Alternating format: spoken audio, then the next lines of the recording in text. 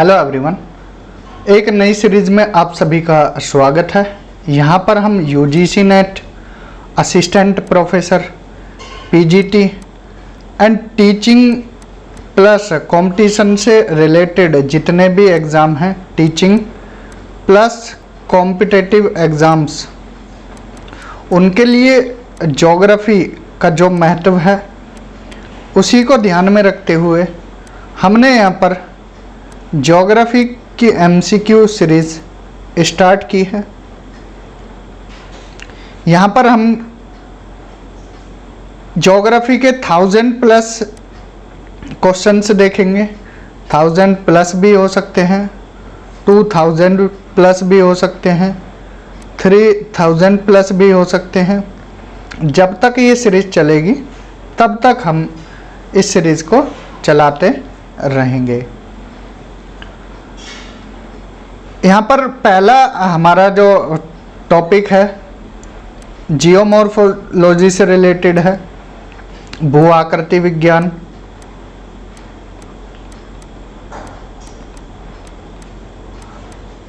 ये जो प्लेलिस्ट है, ये जो सीरीज़ रहने वाली है, इस सीरीज़ में हम डेली बेसिस पर, ऐसा नहीं है डेली, एक दिन स्किप भी हो सकता है, एक दिन स्किप करके एक दिन, हम यहाँ पर 20 क्वेश्चंस की सीरीज़ चलाते रहेंगे।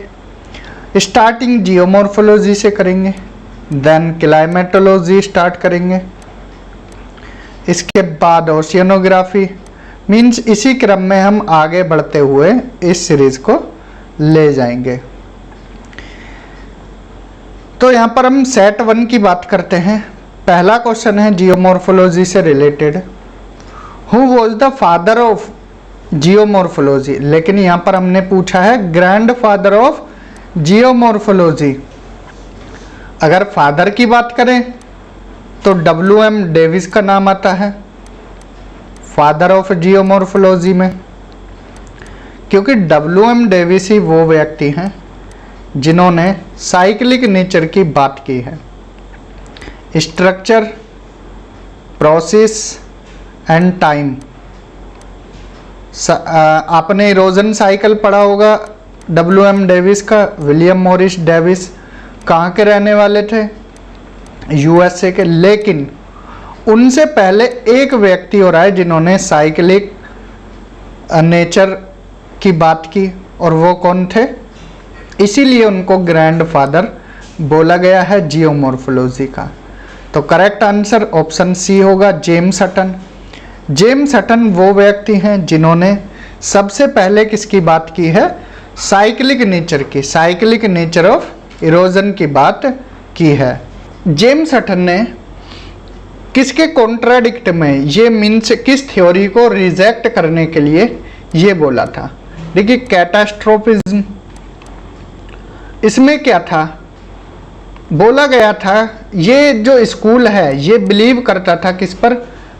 Quick and sudden origin of landform बात करते थे ये कैटास्ट्रोफिज्म वाले, quick and sudden origin of landform. लेकिन हटन साहब किसके समर्थक थे? यूनिफॉर्मिटेरियनिज्म। इन्होंने क्या बोला? जेम्स हटन, ये भी याद रखना कहाँ के रहने वाले थे? स्कॉटलैंड के। काफ़ी डिटेल में जाकर अब क्वेश्चन पूछे जा रहे हैं।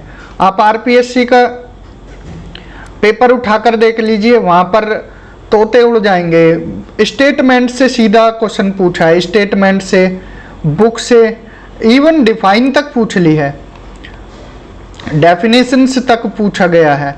तो इसलिए आपको काफ़ी डीप में जाकर पढ़ना पड़ेगा।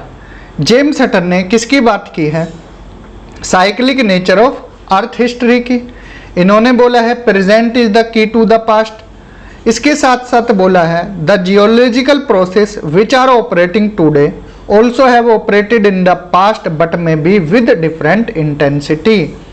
जो चीज़ें, जो प्रोसेस आज के टाइम पर आपको देखने को मिल रहा है, जियोलॉजिकल प्रोसेस आज देखने को मिल रही हैं, वो पास्ट में भी थी, लेकिन उनकी इंटेंसिटी क्या होगी? चेंज थी, उस टाइम इंटेंसिटी कुछ और होगी, आज कुछ और है। इन्होंने एक बुक और लिखी है, theory of the earth, theory of earth. इसके साथ साथ इन्होंने cyclic nature of earth history की बात की और इन्होंने बोला है topography is called out not build up. ठीक है, इन्होंने बोला है टोपोग्राफी के बारे में, topography is called out not build up. तो ये था सब जेम्स हटन के बारे में। इनका टाइम पीरियड पूछा जाए तो 18th सेंचुरी याद रखना। तो ये कुल मिलाकर किसके बारे में था? जेम्स हटन साहब के बारे में था। ग्रैंडफादर ऑफ जियोमॉर्फोलॉजी इनको बोला जाता है। चलते हैं अब नेक्स्ट क्वेश्चन की तरफ। नेक्स्ट क्वेश्चन क्या बोलता है? नेक्स्ट क्वेश्चन है, who called geography as the synthesis and mother of all sciences? Immanuel Kant, Herodotus, sir Patrick Geddes या सैलिसबरी? इनमें से किस ज्योग्राफर ने ज्योग्राफी को मदर ऑफ ऑल साइंसेस बोला है, सभी विज्ञान की जननी बोला है? ऑप्शन है यहाँ पर आपके सामने ABCD। तो इसका करेक्ट आंसर होगा सर पैट्रिक गैडिस। ये सीधा डिफाइन पूछी गई हैं ज्योग्राफी की, synthesis and mother of all sciences. तो करेक्ट आंसर होगा सर पैट्रिक गैडिस। इन्होंने ज्योग्राफी को क्या है, सभी विज्ञान की जननी बोला है। नेक्स्ट क्वेश्चन है question number 3। Which of the following geographer या historian called geography as the basis of history? इनमें से किस ज्योग्राफर ने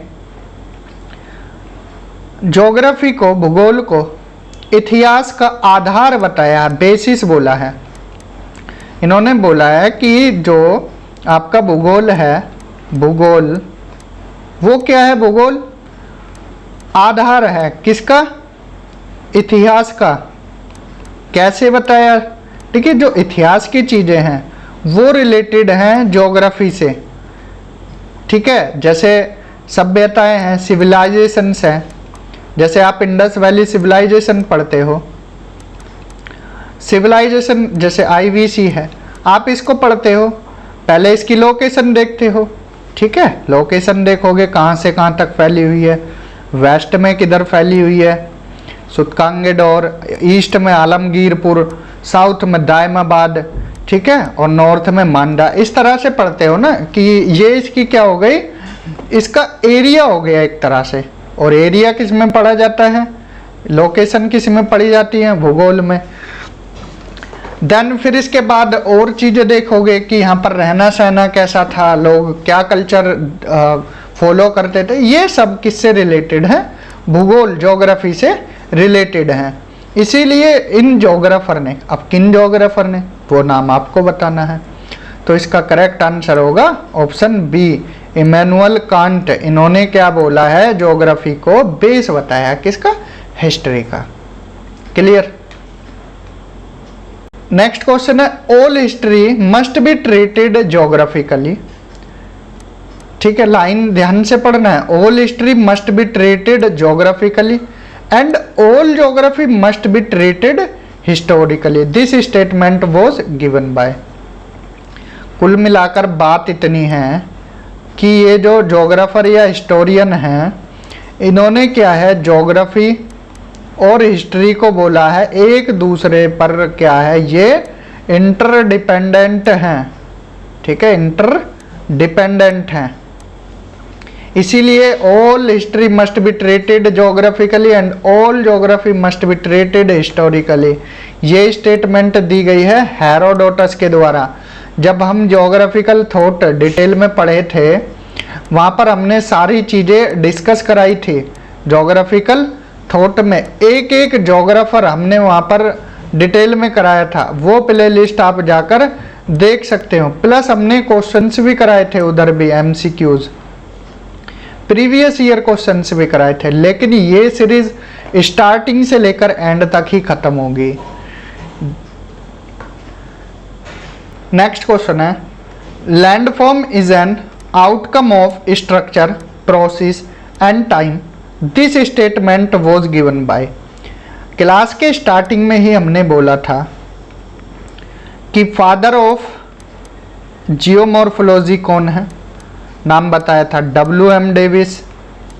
क्यों, इनके पीछे रीज़न भी बताया था, क्योंकि इन्होंने साइक्लिक नेचर ऑफ इरोजन की बात की थी। हालांकि इनसे पहले जेम्स हटन साहब ने बात की थी इस चीज़ की, लेकिन उनको क्या है ग्रैंडफादर बोला जाता है। फादर की बात हमने की थी तो वहाँ पर नाम आता है एक WM डेविस का। तो करेक्ट आंसर क्या हो जाएगा, ऑप्शन ए। चलते हैं आगे और नेक्स्ट क्वेश्चन देखते हैं। विच of the following geographer classified the landform into 3 orders.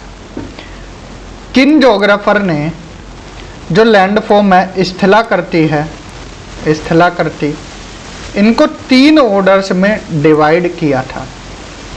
ठीक है, लैंडफॉर्म्स को 3 ऑर्डर में डिवाइड किया था। फर्स्ट ऑर्डर लैंडफॉर्म जिसमें आपके कॉन्टिनेंट और ओशियन आते हैं, continent and ocean. Second order landform जिसमें आपके mountain, plateau, plain and continental shelf, continental slope, abyssal plain, ये सब आते हैं। ठीक है, थर्ड ऑर्डर में आपकी ये डेल्टा वगैरह, डेल्टा, ठीक है, या और इरोजनल या डिपोजिशनल जो स्ट्रक्चर बनती है वो सब इस थर्ड ऑर्डर में आ जाएंगी। तो क्लासिफाइड करने वाले कौन थे, ऐसा सवाल आता है डीप में जाकर। WM Davis, Albrecht Penck, James Hutton या सैलिसबरी। तो करेक्ट आंसर होगा ऑप्शन डी। सैलिसबरी ने क्या है 3 ऑर्डर में डिवाइड किया था लैंडफॉर्म को। करेक्ट ऑप्शन होगा, करेक्ट आंसर ऑप्शन डी होगा। नेक्स्ट क्वेश्चन है, who among the following opine that geography is a bridge between the natural and social science. देखिए ध्यान से देखना है, ये क्वेश्चन आया है RPSC में, RPSC जो अभी एग्ज़ाम हुआ था 2023 में, 2024 में, सॉरी 2024 में, उसमें एक क्वेश्चन आया है पेपर 1 में। तो बोला गया है natural science and social science, natural science और सोशल साइंस, इसके बीच में ब्रिज का काम करता है कौन, ज्योग्राफी। और किसने बोली है ये स्टेटमेंट, ये स्टेटमेंट दी गई है एल्ब्रेस्ट पेंक के द्वारा। करेक्ट आंसर क्या होगा इसका, ऑप्शन ए।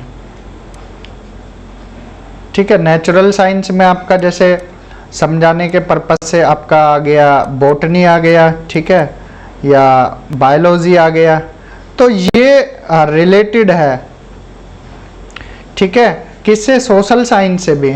अब देखिए आप पढ़ते हो क्या, जैसे सेंसस पढ़ते हो,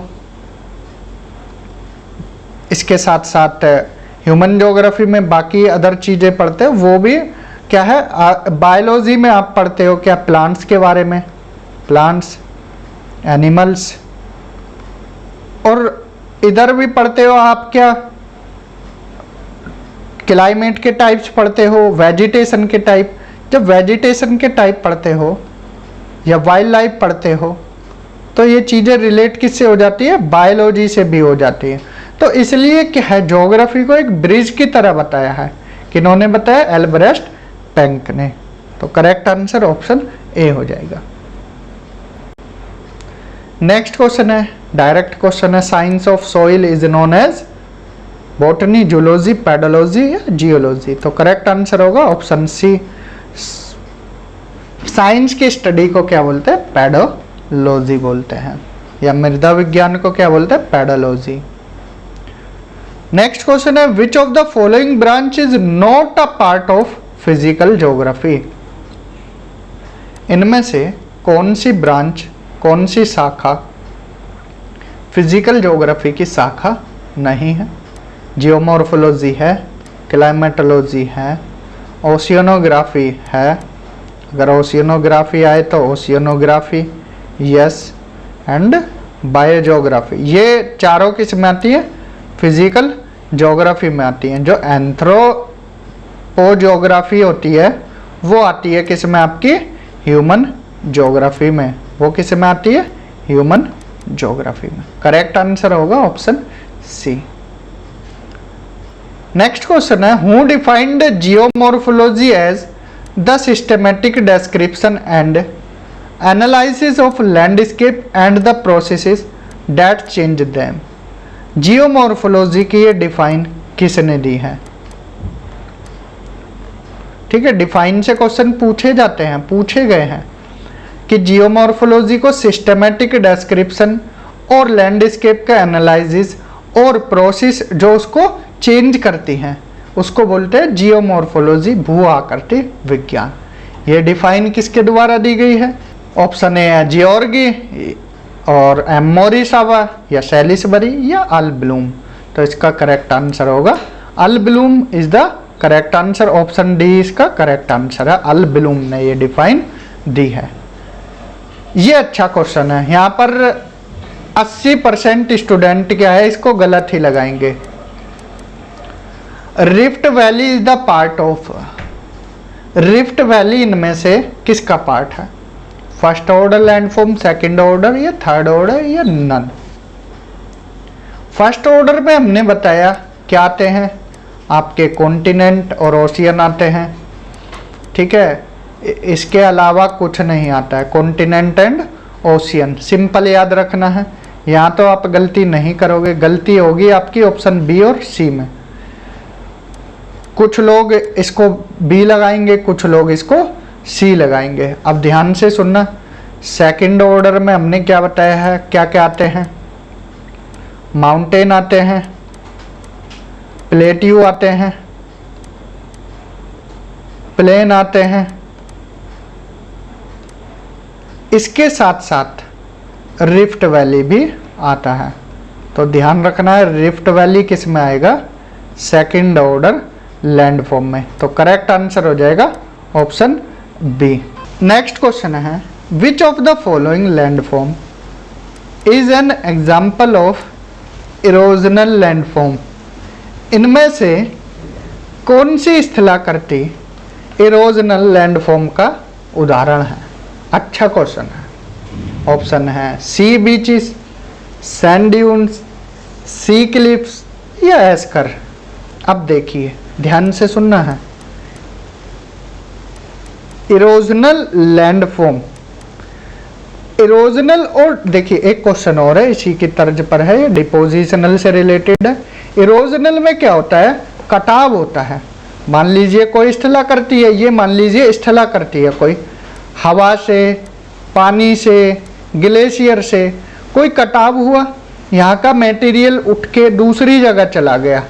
ठीक है, यहाँ का मटेरियल उठकर दूसरी जगह चला गया, किसकी हेल्प से? या तो रिवर की हेल्प से या विंड की हेल्प से। तो इसी को क्या बोल देते हैं? इसको बोल देते हैं इरोजन। ठीक है, अब इससे कौन सी, मतलब यहाँ पर कुछ लैंडफॉर्म दी गई हैं और वो पूछा है कि इरोजनल लैंडफॉर्म का कौन उदाहरण है? सी बीचेस या सैंड ड्यून्स? देखिए, सी बीचेस किसका उदाहरण है? डिपोजिशन का।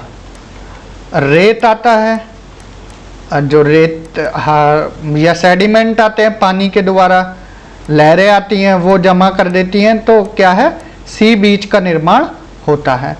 तो पहला तो होगा नहीं। सैंड ड्यून्स, रेत हवा के द्वारा जब लाए जाते हैं, स्थलाकृति बनाते हैं बरखान वगैरह, तो ये भी नहीं होगा इरोजनल, ये होगा क्या? डिपोजिशनल। एस्कर, ये भी क्या होगा? डिपोजिशनल होगा, तो एस्कर भी नहीं होगा, ये ग्लेशियर से रिलेटेड है। जो सी क्लिफ बनती हैं, कटाव करती हैं जो सी वेव्स, तो वो बनता है सी क्लिफ। तो करेक्ट आंसर इसका ऑप्शन सी हो जाएगा। जब आगे हम डिटेल में कराएंगे लैंडफॉर्म्स को, वहाँ पर और डिटेल में आपको डिस्कस करेंगे। ये अभी एक इंट्रोडक्टरी वीडियो है। नेक्स्ट है, विच of the following landform is an example of depositional landform? अब देखिए 12वें क्वेश्चन में हमने क्या पूछा था, इरोजनल लैंडफॉर्म, 13 में हमने पूछा है डिपोजिशनल लैंडफॉर्म। तो ऑप्शन है गोर्ज, कैनियन, ड्रमलिन या कास्ट वैली। देखिए गोर्ज है इरोजनल का एग्जाम्पल, कैनियन है ये भी इरोजनल का, कास्ट वैली है ये इरोजनल का, जो ड्रमलिन है ये है डिपोजिशनल लैंडफॉर्म का उदाहरण। Next question, dynamic equilibrium theory was given by. Dynamic equilibrium theory किसके द्वारा दी गई? देखिए डायनेमिक इक्विलिब्रियम थ्योरी इसका एक दूसरा नाम है, इसको नॉन साइक्लिक मॉडल भी बोला जाता है, नॉन साइक्लिक मॉडल। इसमें क्या है, लैंडफॉर्म जो होता है वो टाइम पर डिपेंडेंट नहीं होता, ठीक है। जो WM डेविस की साइक्लिक मॉडल है, साइक्लिक नेचर है, उसमें लैंडफॉर्म किस पर डिपेंडेंट होता है, टाइम पर। लेकिन इस मॉडल में लैंडफॉर्म टाइम पर डिपेंडेंट नहीं है। ये थ्योरी दी गई किसके द्वारा, G.K. गिलबर्ट के द्वारा। डायनामिक इक्विलिब्रियम थ्योरी किसने दी, गिलबर्ट ने। दूसरा नाम नॉन साइक्लिक मॉडल है, लैंडफॉर्म टाइम पर डिपेंडेंट नहीं होते,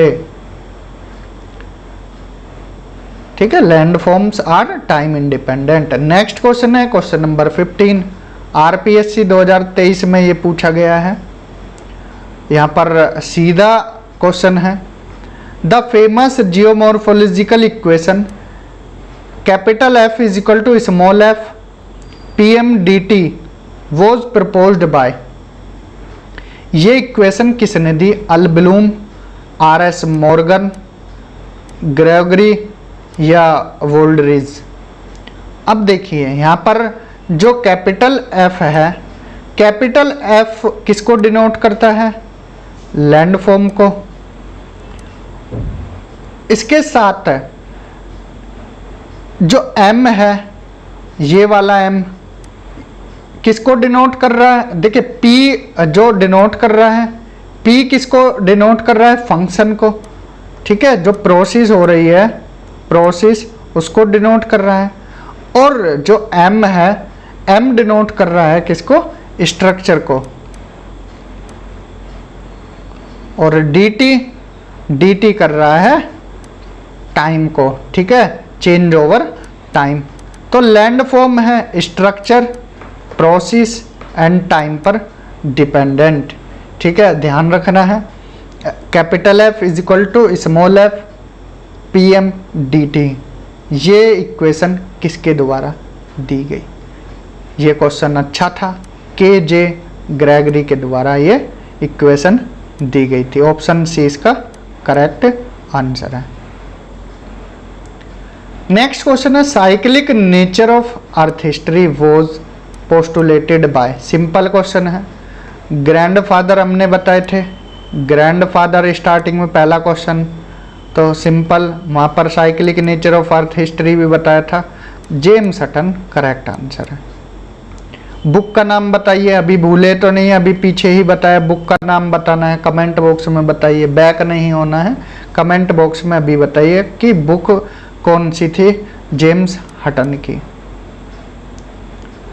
James Hutton was a French geographer, Scottish geologist, German scientist या अमेरिकन जियोमॉर्फोलॉजिस्ट। तो जेम्स हटन कौन थे?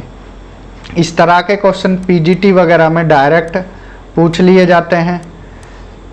तो करेक्ट आंसर होगा स्कॉटिश जियोलॉजी, स्कॉटलैंड के ये रहने वाले थे, ठीक है, स्कॉटलैंड याद रखना है। कभी तैस में आके फ्रेंच समझ लो या जर्मन अमेरिकन समझ लो तो गलत हो जाएगा। ये स्कॉटलैंड के जियोलॉजिस्ट थे। नेक्स्ट क्वेश्चन है, द कॉन्सेप्ट ऑफ डैश, यहाँ पर क्या आएगा वो आपको बताना है। Is based on the basic tenet that the geological process which are operating today also have operated in the past but may be with different intensity. जो जियोलॉजिकल प्रोसेस आज ऑपरेट करती हैं वो पास्ट में भी ऑपरेट करती थी, लेकिन डिफरेंट इंटेंसिटी के साथ। ये कॉन्सेप्ट रिलेटेड है कैटास्ट्रोफिज्म, यूनिफॉर्मिटेरिज्म, एपीरिसिज्म या नन ऑफ द अबव। तो सिंपल ये कॉन्सेप्ट रिलेटेड है। जो कैटास्ट्रोफिज्म रिलेटेड है सडन एंड क्विक लैंडफॉर्म से रिलेटेड, कि जो लैंडफॉर्म का निर्माण है वो सडन हुआ था, तो ये तो मानते हैं इसको। यूनिफॉर्मिटेरिज्म, जिसमें जेम्स हटन जी का भी रोल है, ज़्यादा महत्वपूर्ण रोल इन्होंने अपनाया। इन्होंने जो कैटास्ट्रोफिज्म है इसको नकारा था, और ये किसके फॉलोअर थे? यूनिफॉर्मिटेरिज्म के। इसमें क्या है, सडन की जगह क्या है, स्लो प्रोसेस की बात की गई है। तो करेक्ट आंसर होगा option B. Who postulated present is the key to the past, ये हमने बताया है, करेक्ट आंसर होगा James Hutton. And who wrote the book theory of the earth, ये बुक लिखी गई है जेम्स हटन के द्वारा। तो आज की क्लास में हमने टोटल 20 क्वेश्चन देखे हैं। ऐसे ही डेली बेसिस पर 20 क्वेश्चन, ये क्वेश्चन हमारे खुद के द्वारा बनाए गए हैं, ये कहीं से कोई कॉपी नहीं है, ठीक है, सेल्फ नोट्स से बनाए गए हैं। अगर ये आपको अच्छे लगें तो ज़्यादा से ज़्यादा वीडियोस को शेयर करना है।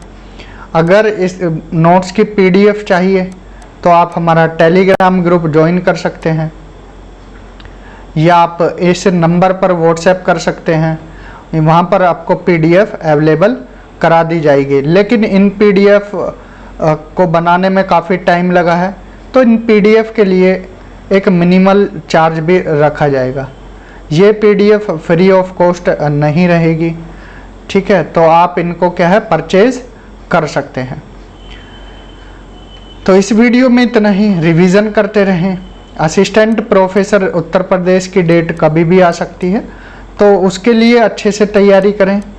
अगर आप दिसंबर 2024 नेट की तैयारी कर रहे हैं तो आपके लिए ये काफ़ी प्लेलिस्ट, ये सीरीज़ काफ़ी यूज़फुल रहेगी। या पीजीटी वगैरह एग्ज़ाम की तैयारी कर रहे हैं तो वहाँ भी आपको ये काफ़ी लाभदायक रहने वाली है। तो इस वीडियो में इतना ही। Thank you, have a good day.